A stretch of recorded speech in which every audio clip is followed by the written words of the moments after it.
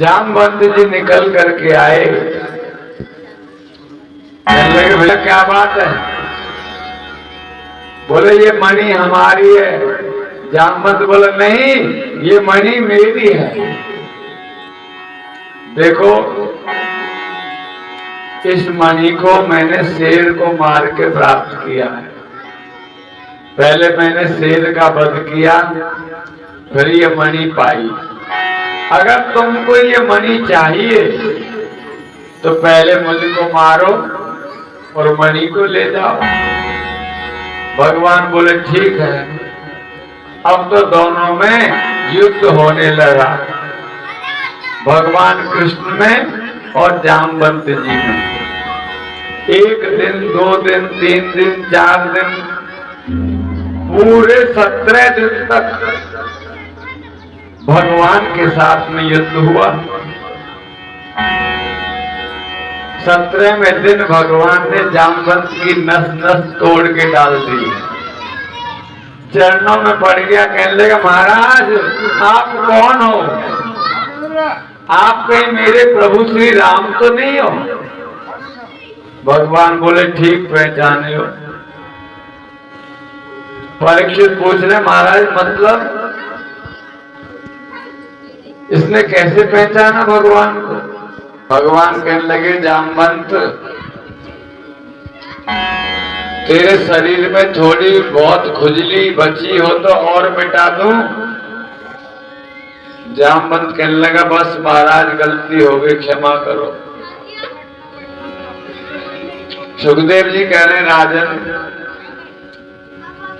जिस समय भगवान राम रावण को मार करके आए अयोध्या, बोलो राधे राधे राधे राधे। तो भगवान राम ने सभी वानरों को विदा किया और विदा करते समय सबकी इच्छा पूछी, भाई बताओ तुम्हारी क्या इच्छा है, क्या चाहते हो? और जब जामवंत जी का नंबर आया, बोलो जामवंत क्या दूं मैं तुमको, क्या चाहिए? कहने लगा महाराज इस राम और रावण के युद्ध में तो मेरे शरीर की खुजली नहीं मिटी, मेरी टक्कर का कोई योद्धा ही नहीं मिला। ऐसा करो थोड़ा मेरे से 2-2 हाथ कर लो, मैं चाहता हूं आप मेरे से युद्ध करो। बोलो राधे राधे राधे राधे। भगवान राम कहने लगे जामवंत जी इस जन्म में तो हम तुम्हारे स्वामी हैं और तुम हमारे सेवक हो, और सेवक और स्वामी का कभी युद्ध नहीं होता है। लेकिन द्वापर में कृष्ण अवतार लूंगा, कृष्ण बन करके तुम्हारी सारी खुजली मिटा दूंगा। इसलिए भगवान पूछ रहे हैं जामवंत जी थोड़ी बहुत खुजली बची हो शरीर में तो और मिटा दूं? चलने ही वाले क्षमा करो। और सुनो ये मेरी पुत्री है, आप इसको स्वीकार कर लो।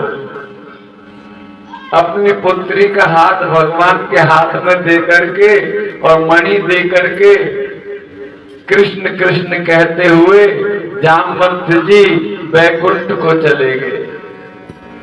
इधर द्वारकाधीश जामवंती को लेकर के आए, मन में सोच रहे ये तो रीछ जैसे मुंह वाली है, लोग मेरा मजाक बनाएंगे, कैसी बहू लाए कन्हैया, पूरे मुंह पे बाल हैं। भगवान ने तरकीब निकाली और बोले देवी जब तक मैं ना कहूं ना तब तक किसी को मुख मत दिखाना। बोले ठीक है। अब तो द्वारका में नई बहू आई है, एक बहू तो पहले से ही है, दूसरी बहू आई है, हल्ला मच गया। बोले नई बहू लाए कि नहीं है, चलो देखे हमें।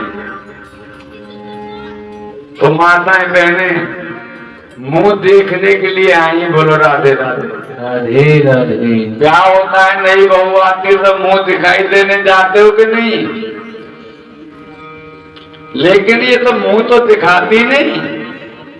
खूब कोशिश कर ली, चर्चा चल गई, पता नहीं नई बहू तो आई है पर मुंह तो दिखाती नहीं, घूंघट खोलती नहीं, क्या बात है? रुक्मणी कहने लगी, इसलिए नहीं खोलती मुख, इसलिए मुख नहीं दिखाती कि ये मेरे से भी ज्यादा सुंदर है। भगवान कहने लगे, जल्दी दिखाओ, खोल दो पर्दा। जैसे ही घूंघट खोला, देखा तो रुक्मणी से भी ज्यादा सुंदर है। बोलो राधे राधे। राधे राधे। हाँ, क्यों? भगवान जानते हैं कि रुक्मणी साक्षात लक्ष्मी है और लक्ष्मी जो कह देती है वही हो जाता है। आज परम सुंदरी बन गई जामवंती। इस प्रकार दूसरा विवाह भगवान का जामवंती के साथ में हुआ। बोले जामवंती रमण भगवान की जय।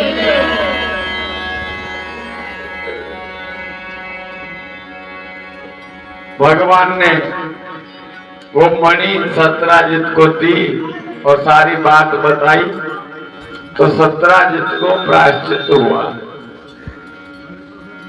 वो शर्माने लगा, अपनी गलती के लिए क्षमा मांगने के लिए उसने अपनी पुत्री का विवाह भगवान के साथ में कर दिया,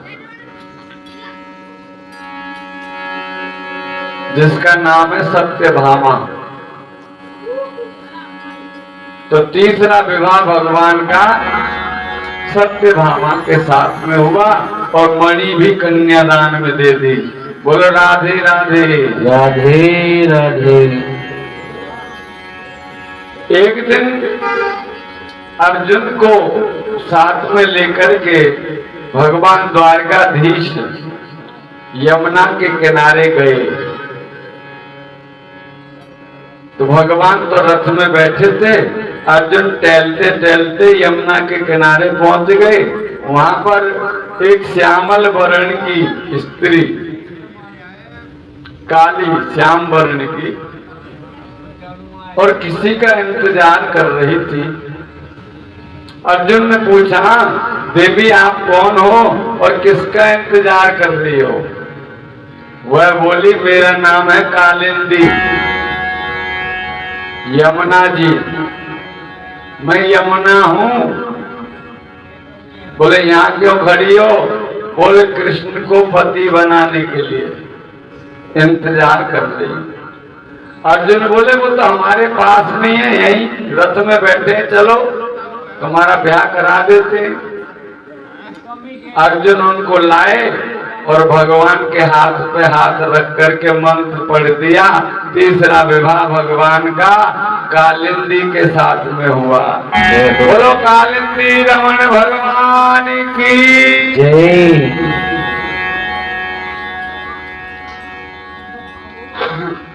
आचार्य सुखदेव जी महाराज भगवान के विवाहों का वर्णन कर रहे हैं। सुखदेव जी कहते हैं, राजन, एक नहीं दो नहीं, भगवान के पूरे 16,108 विवाह हुए। बोलो राधे राधे। राधे राधे। सुखदेव जी कहते हैं, राजन, बिंद और अरविंद नाम के दो राजा थे और दोनों भाई थे। इनकी एक बहन थी, परम सुंदरी, परम लाडली, जिसका नाम था मित्र वृंदा। तो भगवान का चौथा विवाह मित्र वृंदा के साथ में हुआ। बोले मित्र वृंदा रमण भगवान की जय हो।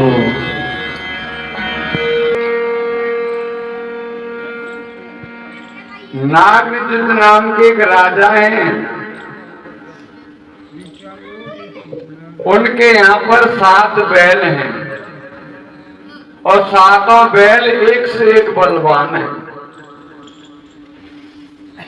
इन्होंने एक घोषणा करवाई, कोई भी व्यक्ति 7 बैलों को एक साथ नकेल डाल देगा, नाथ देगा,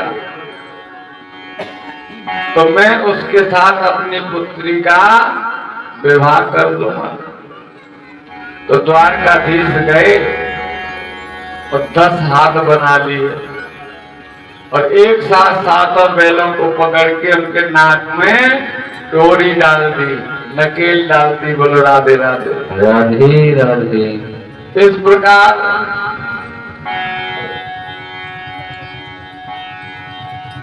छठा विवाह भगवान का नाग जी के साथ न हुआ। आचार्य सुखदेव जी कहते हैं, राजन, राजांद्री नाम की एक देवी है, बड़ी पराक्रमी है। अपना राजपाठ 7वां विवाह भगवान का भद्रा के साथ में हुआ। मध्य देश के एक राजा हैं जिनकी पुत्री का नाम है लक्ष्मणा। तो 8वां विवाह भगवान का लक्ष्मणा के साथ में हुआ। बोलिए लक्ष्मणा रमण भगवान की जय। ये 8 भगवान की पटरानियां हैं। एक भौमासुर नाम के राजा थे। ये क्या करते हैं, छोटे छोटे राजाओं को हरा करके, जीत करके उनकी कन्याओं को हरण करके ले आते हैं और लाके जेल में बंद कर देते हैं। इन्होंने सोचा कि जब 20,000 हो जाएंगी तो एक साथ सबसे विवाह कर लूंगा और मैं संसार में सबसे ज्यादा पत्नी वाला पुरुष कहलाऊंगा। बोलो राधे राधे। राधे राधे। लेकिन जो राजाओं की कन्याएं थी ना, वो भगवान को पुकारने लगी जेल में। तो नारद जी आए भगवान के पास, बोले कन्हैया, उस कन्याओं का भी कुछ ख्याल कर लो जो जेल में बेचारी परेशान हो रही है। भगवान बोले ठीक है। आज रथ में बैठ करके गए और राजा भौमासुर का वध किया और जेल से मुक्त कर दिया और कहा, देवियों अब तुम मुक्त हो, कहीं भी जा सकती हो। कन्या बोली, महाराज अब हम कहाँ जाएं, अब हमको कौन रखेगा, हम कितनी भी ठीक है लेकिन विश्वास कौन करेगा, लोग हमको गलत कहेंगे, अब हम जीना नहीं चाहती, हम तो इससे अच्छा मर जाएंगे। भगवान बोले, देवियों जीवन में कभी आत्महत्या नहीं करनी चाहिए। बोलो राधे राधे। राधे राधे। क्या बोलना पड़ेगा, ऐसे नहीं, जोर लगा के राधे राधे। और जोर से राधे राधे। देखो, जीवन में कितना भी संकट आ जाए, कितनी भी परेशानी आ जाए, कभी भी आत्महत्या नहीं करनी चाहिए। क्यों? आत्महत्या करने से मुक्ति नहीं होती है, प्रेत बनना पड़ता है और प्रेत योनि बहुत दुख देने वाली है। जल रहते हुए भी जल को पी नहीं सकता, भोजन रहते हुए भी भोजन को खा नहीं सकता, एक जगह कहीं ठहर नहीं सकता प्रेत। इसलिए अगर हम आत्महत्या करते हैं ना, जब तक हमारी सांसें पूरी नहीं होंगी तब तक प्रेत बन के रहना पड़ेगा।